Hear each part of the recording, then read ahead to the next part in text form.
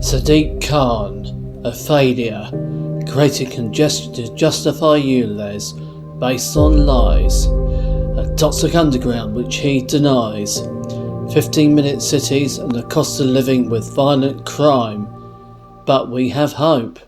We must get Khan out on 2nd of May 2024.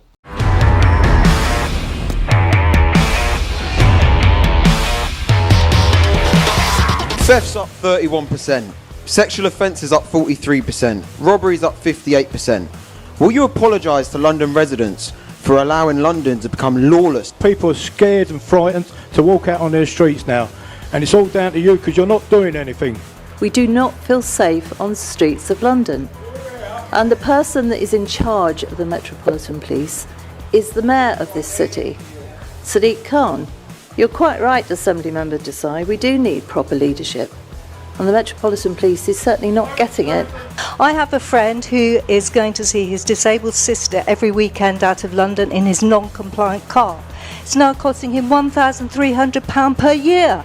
You say London is open, but your policies are closing it more and more every day. I believe ULEZ is actually replenishing TfL's budget. I don't believe the lies. Thank you.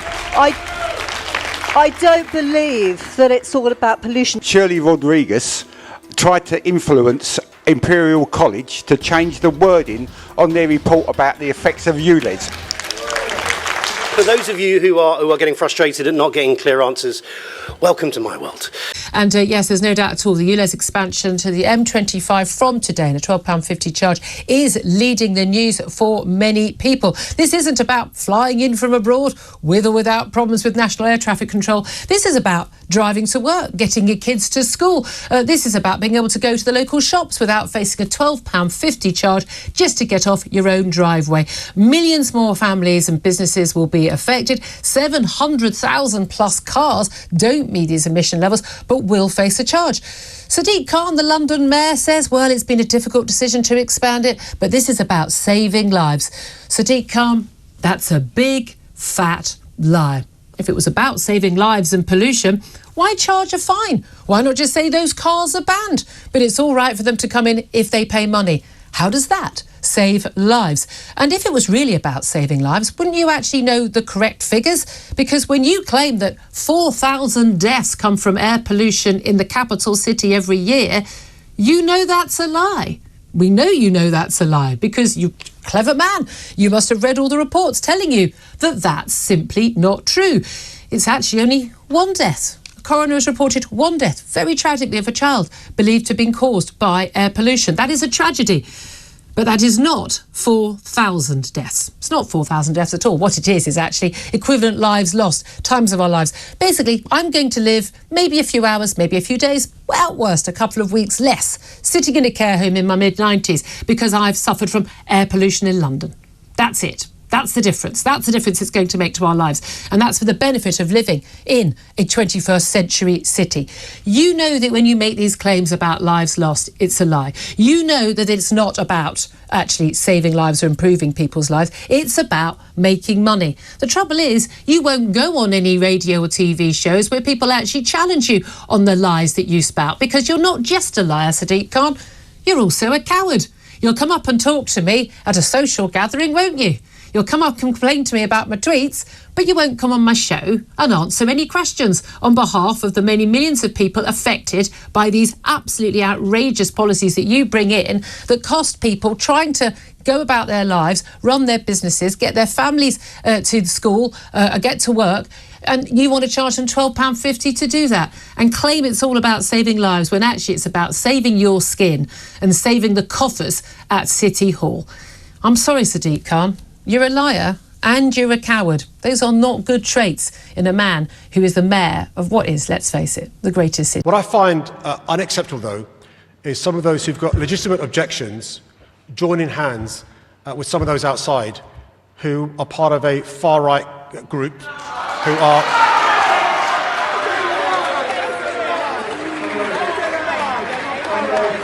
Let's call a spade a spade. Some of those outside are part of the far right. Some are COVID deniers. some are vaccine deniers, and some are Tories. Let me just put some context around the Mayor's budget. The Mayor's budget is over £20 billion. He's currently carrying 2.1 billion in reserve. And with that, you have to ask yourself, why then is there an 8.8% increase in your council tax this year from this Mayor? You have to ask yourself why, over this Mayor's term, he's increased his section of the council tax by 57%. Now, that's the bill he's given you as Londoners for his role as Mayor. Anyone here who's working, you go for your one-to-ones and you think about your job description. Let's think about the Mayor's job description. He's the Commissioner for the Police. The police is in special measures.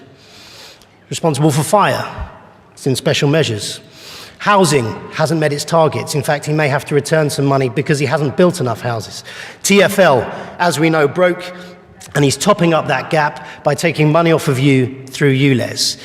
By the way, telling you that £2,000 is going to buy you a new car, that goes to show somebody who's far removed from reality, right?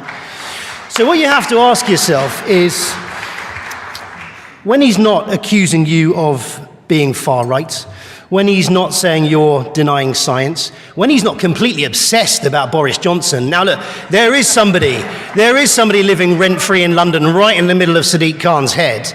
What he's doing is he's blaming government. And he's always talking about what government should do, because he never wants to talk about what he hasn't done. This section is about London's economic recovery.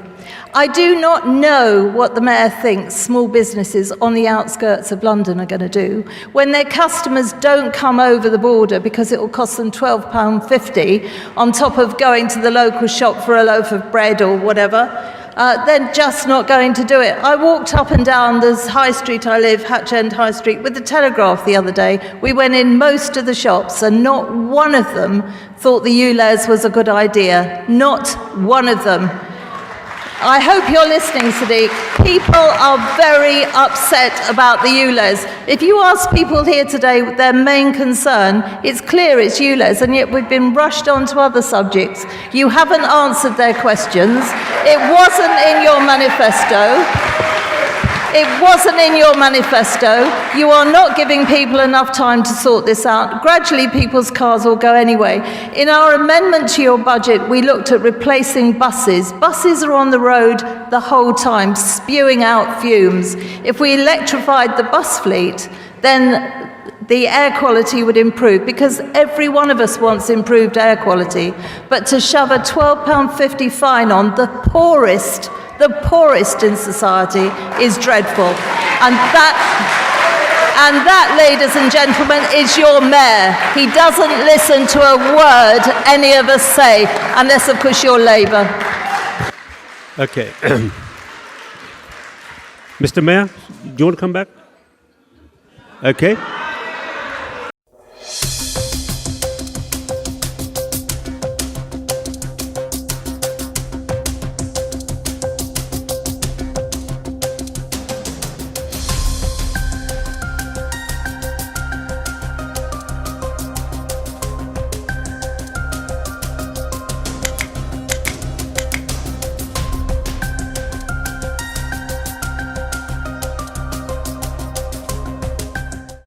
The next motion is on the scientific evidence around ULEZ. The arguments we've heard from the opposition on this are bizarre, on both this and the previous motion.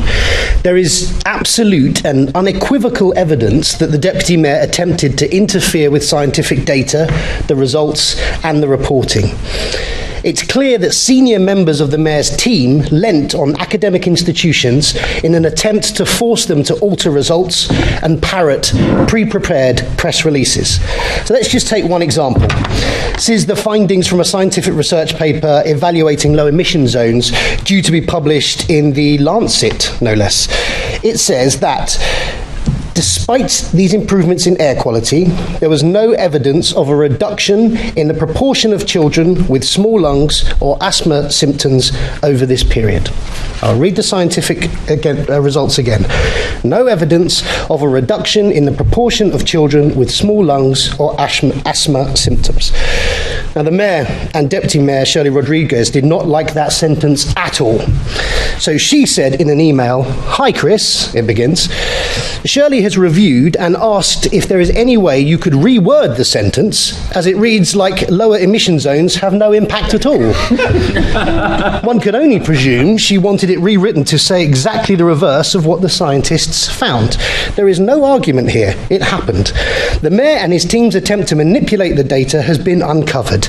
He's been nabbed, banged to rights, caught red-handed, caught with his red hand in a cookie jar, pinching cookies that he's not allowed to advertise on TfL. Richard Feynman once said that no government has the right to decide on the truth of scientific principles. What we've clearly seen from the Mayor's team is an attempt to manipulate findings and bend the facts. And if they're doing it here, you have to ask if they're doing it elsewhere. Now, we all know that Sir Keir Starmer has instructed his new Labour Party to get back to its Blairite past. But perhaps when we see evidence of scientists being leaned on, PR spin, and the creation of dodgy dossiers, maybe they're taking it a tad too far. Morning. Just in your thinking about your capacity as mayor and also as chair of TfL, you spoke to media in November 2022 and you said, what we want, this is during the discussions about ULEZ, you said, what we want is a scheme that can treat each driver differently in relation to time you're driving and distance that you're driving. So that's obviously you describing what you want as a pay per mile road user charging scheme. But then by September here, you told my colleague, Assemblymember Best, quote, "As long as I am mayor," meaning you, "we are not going to have pay per mile." So that's obviously a change of mind between those two dates, November 2022 and September 2023. When did you change your mind on that, and what led you to change your mind? I think the realistic answer is there isn't the technology for it to happen in a global city like London. If another smaller city was doing this, you could try and emulate that scale up. No one's doing it across the globe. I think realistically, very difficult to do in the short to medium term, particularly without resources that a government would require. So if H&T was to suddenly start spending even more on this, and DFT, that may accelerate the progress. I can't see it happening in the next term. So that's a very different answer, isn't it, from what you told Assemblymember Best? You told her, as long as I am mayor, we are not going to have pay per mile. But now you're not saying you're against it, you're just saying it's not possible yet. So if it were possible, then you might not be against it. I think simplifying payments is laudable. Not simplifying, pay per mile, that's not simplifying, that's fundamentally changing, isn't it? That's what the topic is. Simplifying, so rather than paying a separate fee for congestion charge, a separate fee for ULEZ, a separate fee if you go through the Silvertown you see, tunnel. You're changing the subject. So I don't pay any of those things. None of those things apply to me driving around in my car, but if you brought in pay per mile, presumably it would, and it would apply to all the people in my constituency. Well, so that's what we're talking about. Bringing in a pay per mile. I'm trying to understand whether you quite like the idea, but you think the technology is not there, which is sort of what you've just said and what you said in November 2022, or whether you're ruling it out, which is what you told Assemblymember Best last September. So are you ruling it out because you think it's a bad idea, or are you saying not yet because it's not possible yet? Sadiq Khan has been accused of presiding over a crime wave after a recent spate of murders. During his 8 years in charge, more than 1,000 people have been killed in the capital. The RMT was persuaded to re-enter talks with Transport for London after Sadiq Khan offered a £30 million sweetener. It caused an instant political backlash. All it'll do is make the other unions want yet more money. He's just pushed it into the distance a little bit. You can imagine the negotiations when Transport for London says full and final offer, and the unions are going to say, oh, come on now, you know you can always find some. The mayor will have a few tens of millions for you. So I'm afraid this could be, well, the start of some difficult industrial relations ahead. He's been named by some as the ultimate virtue signaller, as he recorded 80,000 air miles last year, whilst asking Brits not to fly. The moon is actually 240,000 miles away. So he said that if Khan just took a few more flights before the May election, he might be able to fly to the moon and back with his air miles.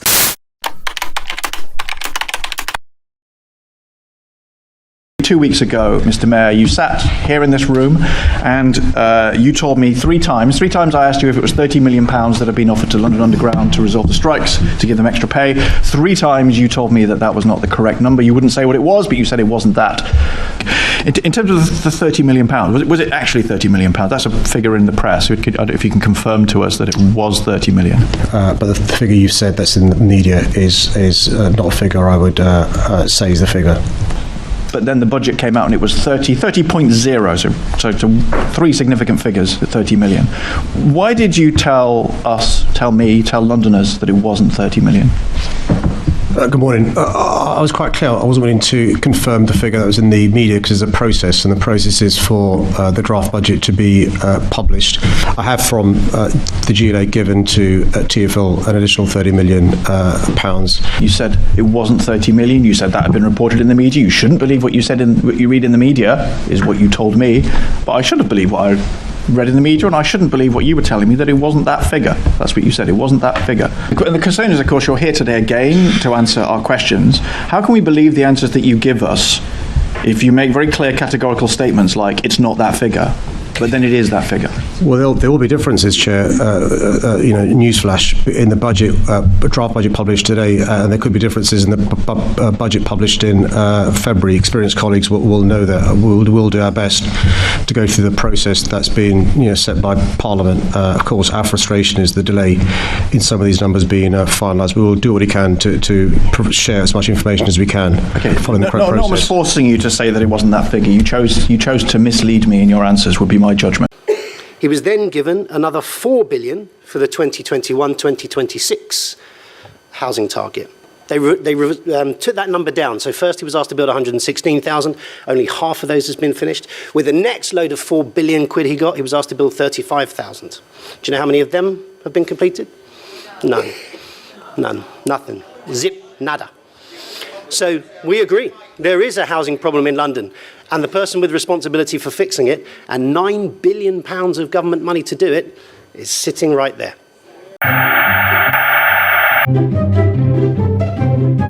Jay, members can talk about what they like, but I decide what I talk about.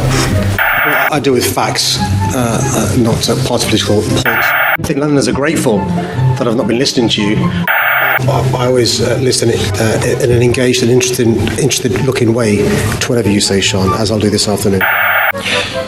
Chair, I've got to say this in a way that doesn't appear patronising, but the naivety of the chair of TfL saying publicly a figure that TfL would be liable to in a claim for breach of contract. I'm asking for an estimate today, Mr. Mayor, not a figure. Well, I'm not giving you an estimate because the reason that I've got a fiduciary duty, but I'd hope that as a member of the Assembly, you would understand the consequences of making public what the liabilities potentially could be for either a breach of contract and also the idea of negotiated in public through Mayor's question time what could be liable to a private company. I think just demonstrates why, with respect, Londoners were right to reject you twice when you stood to be Mayor.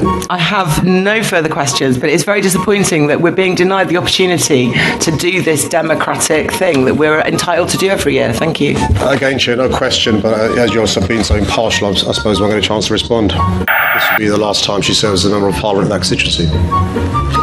That's not the answer to the question. The question is, will you meet with tenants? You can say whatever you want, and you can say to them whatever you want. You can say it's the government's fault. I will come with you on that call, and if there's something we need to ask the government for, I will do that, and I will join you. Well, but what I'm asking for you is, and when have you ever emailed me? When have you ever asked me to do anything? Well, I'm Chair. I find it astonishing that this member doesn't know the financial challenges TfL faces. It's about the tenants, and I'm asking you if you will meet with them. I will meet with them as well, and you can say whatever you like on that meeting. The question is not that right now. The question is, will you meet with the tenants? I find it astonishing, Chair, that the member isn't aware of the pressures being brought on TfL, which is leading to... Set up a meeting. Chair, I've answered the question in relation to... That's my question. See, it's quite clear they don't like the fact that I'm illustrating some of the consequences of their government's action on TfL. I think it's really sad. I'm not trying to play politics, and if we need to solve these issues together, people are going through real issues, and all I wanted to ask was for a meeting. Do you recognise that you've been given quite an unprecedented amount for affordable housing? Okay, let me deal with the various points raised in what I think was a question. Let me try to explain slowly. So the money the government gave us was from 2016. You can try and be condescending all you like, Mr. Mayor. I've repeated the figures give me a chance. I'll be more so. Give me a chance. I think if you spent more time thinking about how you could answer these questions and less ways you could try and insult me over a petty word choice, then you'd probably be in a better position for London. What's that, pot, kettle, black? I don't know if I've offended you in any way, but thank you. Pot, kettle, black, is it? I think the Christmas spirit... the chair's woken up. Welcome, Chair. Christmas spirit has just left the room, so if we could stick to answering questions. Oh, thank goodness he's woken up.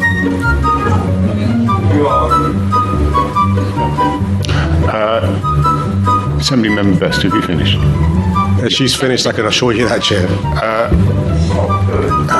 Mr. Mayor, you'll feel much better when you're she's bellowing. I'm sure. So, I'll ask again, were you shocked by those figures? I was shocked and saddened myself. Were you? I'm astonished you're not aware of these figures. I know these figures because I examine them regularly and I meet the bereaved families and I meet them on a regular basis, so it wasn't a shock to me at all. Well, it must have been because you gave the wrong figures at the beginning and the Commissioner actually said you've both got it wrong. Both you and I gave much lower figures than was the fact, which is why I'm asking you the simple question, were you shocked by those terrible figures? Well, I'll answer again.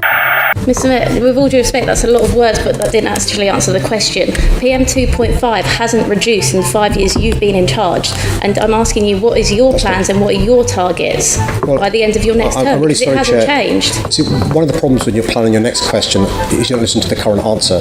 So I did say you're wrong because particular matter has gone... then. Tell me your target. Because particular matter has gone down by 27% in central London because of the ultra-low emission zone. And I also said... PM 2.5, Mr. Mayor, it's still breathed by 99% of Londoners. It hasn't changed in the last 5 years. King's College study has found that. I'm telling you, particular matter in central London, PM 2.5 has gone down by 27% because of the ultra-low emission zone. I've also explained that the target is to get to zero by 2030, and I've also explained we have milestones along the way. I further explained that the expansion of ULEZ in 11 days' time, which you oppose, will further reduce PM 2.5, which you claim to care about, and I've also explained we could do far more with additional powers or resources from the government. Thank you. And on the point of personal explanation more than anything, I've never said that I oppose the ULEZ. What I've said is I oppose your ULEZ, because what it does is it makes the poorest Londoners pay for cleaning up air quality. That's what upsets me, that your scheme does not protect the poorest Londoners. And that's on a point of personal explanation. No, Chair, you can't make up standing orders because you're a new member. Let me respond to the question raised and the point raised by the member using her that time. was a point of personal explanation. It was indeed, because the Mayor said what my view is, and that's not my view. I'm also the Chair, and there was a point of personal explanation which is not up for debate. But thank you. You're a Tory Chair.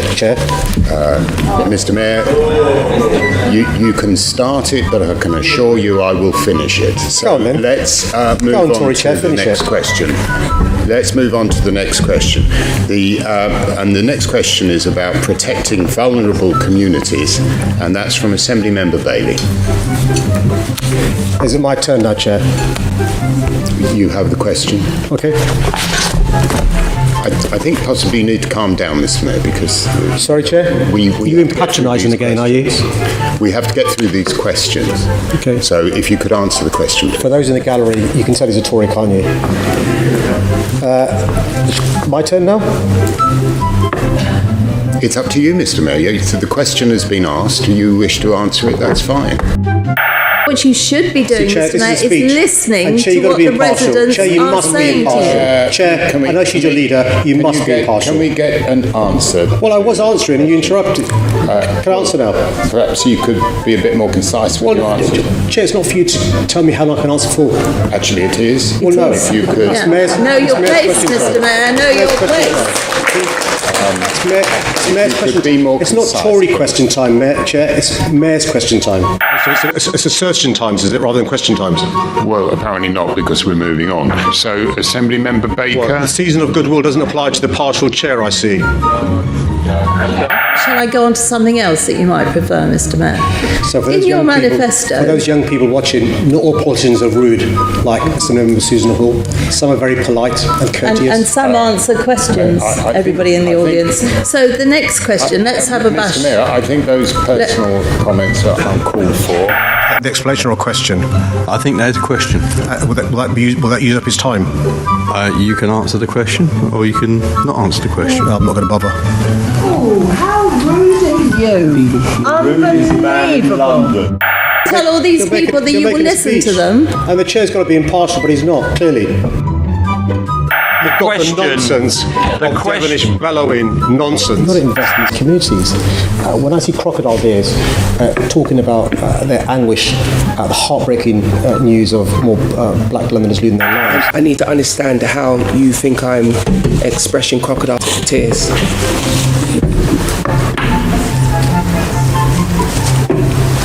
Sorry, Chair, is that question? Yes.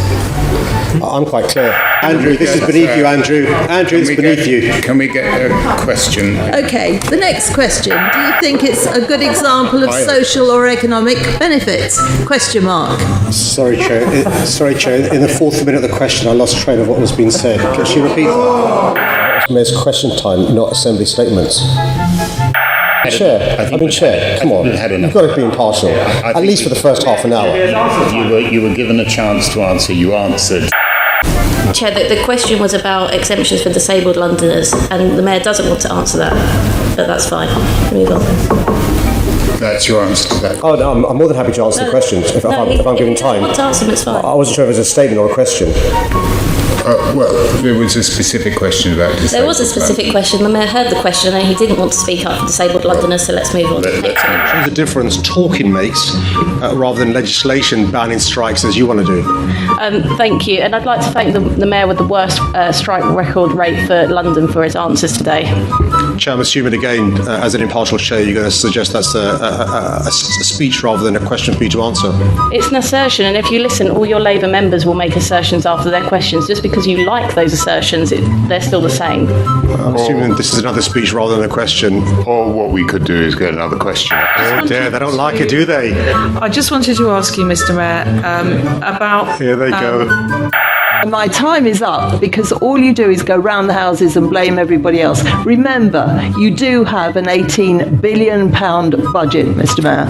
Thank you, Chair. I'm assuming, Chair, you're going to rule that was that speech was allowed and not a question. I can't answer.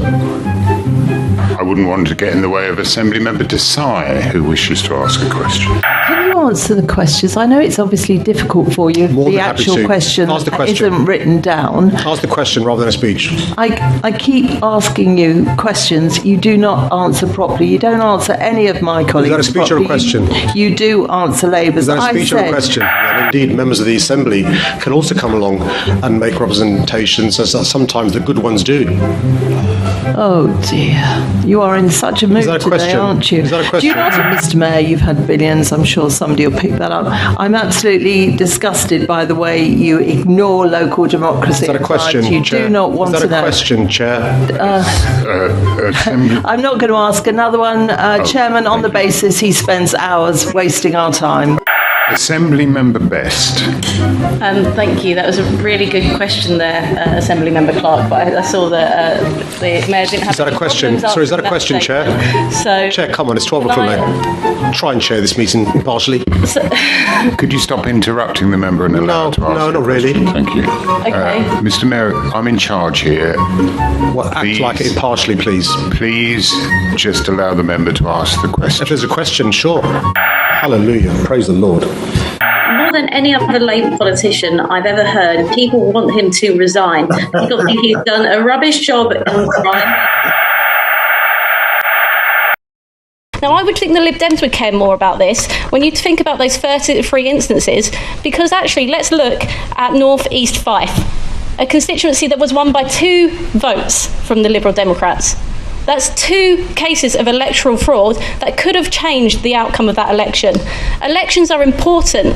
They are the staple of our democracy, and there is a reason that they need to be secure. Now, I thought that we in this chamber, in the other end, we like to echo what our European neighbours do, and we talk about how great the EU is. Why is it that every other country then requires voter ID, but for some reason in Britain you don't think it's acceptable or the right thing to do? And I will take Labour seriously about this when they drop voter ID for their selections. When are you doing that?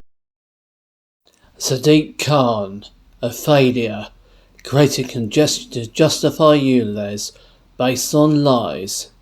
A toxic underground which he denies, 15-minute cities and the cost of living with violent crime. But we have hope. We must get Khan out on 2nd of May 2024.